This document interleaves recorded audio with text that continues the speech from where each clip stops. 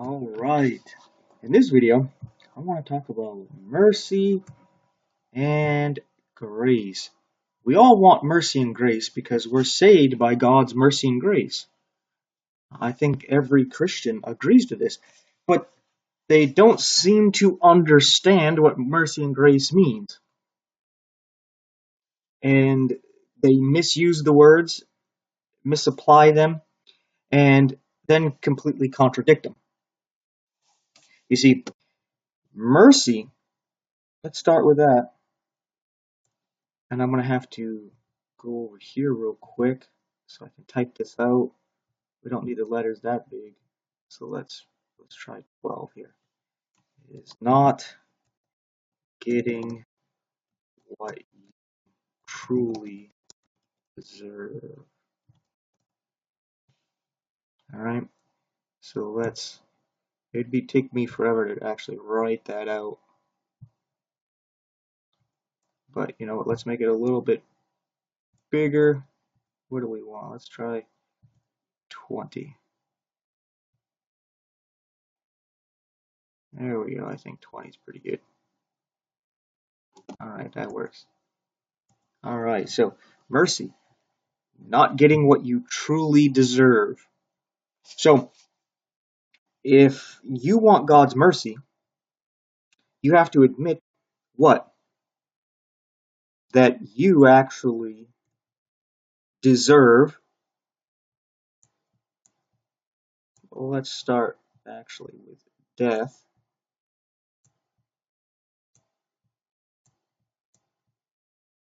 And hell. Right? That's ultimately why you need mercy, right? Because you deserve death and hell. Or we can put here, we'll put a D here for damnation. I'm not going to make you watch me type all that out, or draw it out here, write it out here with the mouse. And condemnation. That's what you deserve. So in order to have mercy, you first have to admit to yourself that you deserve death and damnation, hell and condemnation, because that's what you truly deserve. Mercy is not getting what you deserve. So you're asking God not to give you what you deserve, which is death and hell, damnation and condemnation, right? So you can see how this contradicts a lot of people's views on how they're saved, because they'll say that, let's use a different color here so there's a contrast here. Let's just take red here. They want to do works of different kinds, right? And this is different things, right? It can be works of the law, right? Keep the 10 Commandments. You know, they don't usually focus on the whole law, but they'll focus on the 10 C's, right? There's also the works of righteousness that's mentioned, right? So that's just anything that would make you justified, right?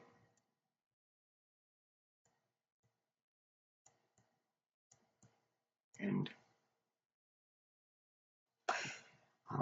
other works would be just general good works. Well, let's actually first rituals, right? They think that they're rituals. You know, different denominations have different rituals. Some have more than others. Most of them have looks more like an A. Most have the ritual of you have to go to their church service every week, right? Rituals, and we'll just put good for good deeds, right? Like paying tithes and alms and helping out, right?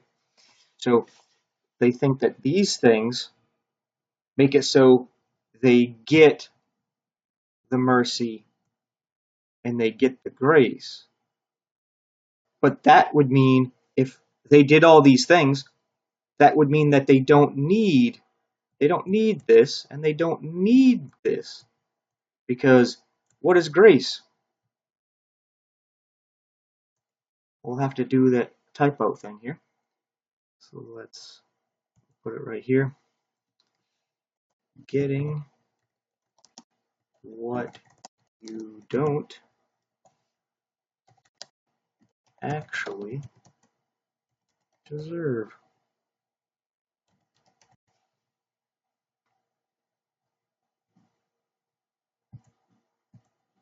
All right, so if you're doing all these, let's first explain what it is you don't deserve. And that would be, we'll put an E here, eternal, weird looking E, eternal life. You don't deserve that. And you don't deserve God. You don't deserve Jesus.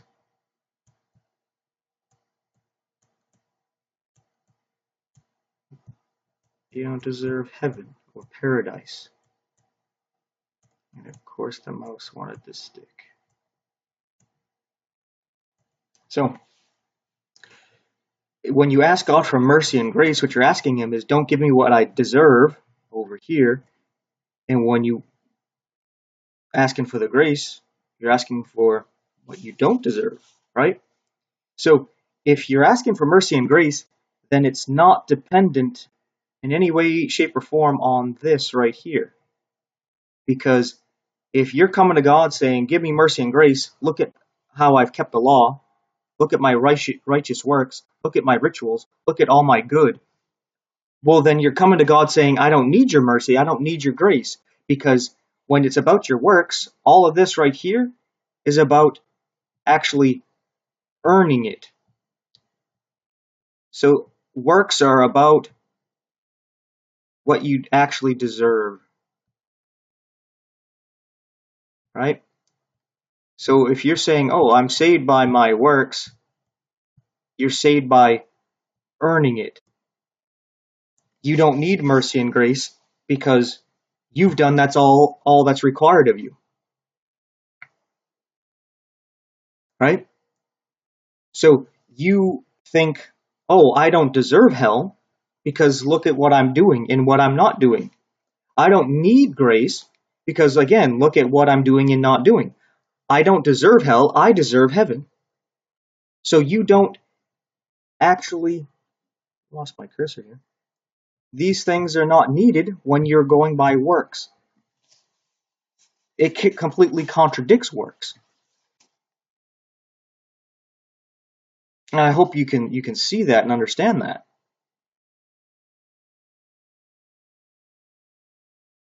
Right? So you got to actually meditate on this, as in think about it. Take some time to be like, I want God's mercy and grace. How do I receive that? By asking Him for it and accepting it simply by faith, believing and trusting that God gives it to you. You can't go to God saying, give me mercy and grace because I deserve it. These other people don't deserve your mercy and grace, but I do, because look at me. Because that contradicts what mercy and grace is. Mercy is not getting what you deserve, but you want mercy?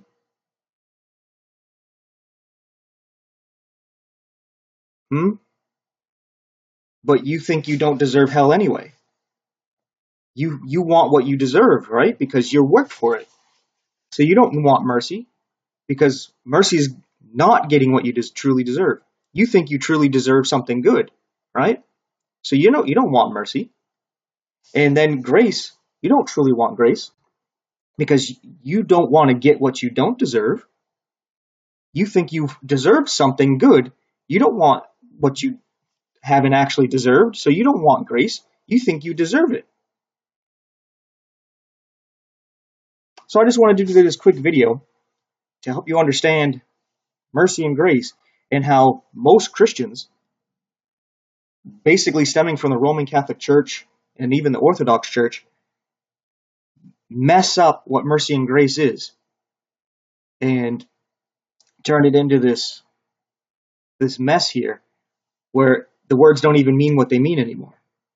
Mercy and grace are just two words that you throw in when you're talking about Christianity, right? They don't mean anything. They're just kind of fluff words. Because the way all these Christians or so-called Christians use mercy and grace don't make any sense. They contradict it. I'm saved by mercy and grace. All right, so you deserve hell and you don't deserve heaven. Right? You deserve hell, you don't deserve heaven. That's how you're saved? Because you don't deserve heaven, you deserve hell. God's going to give you mercy and grace by not giving you the hell you deserve and giving you the heaven you don't deserve. That's how you're saved? No, I'm a good man. I'm a good woman. Look at me. Okay, well then you don't need mercy and grace. Jesus. Let's put him here. Jesus doesn't need mercy or grace. Right? We can put a big X here for, I don't want to cross it out, but I'll put one next to it. Where Jesus, he really doesn't need that at all.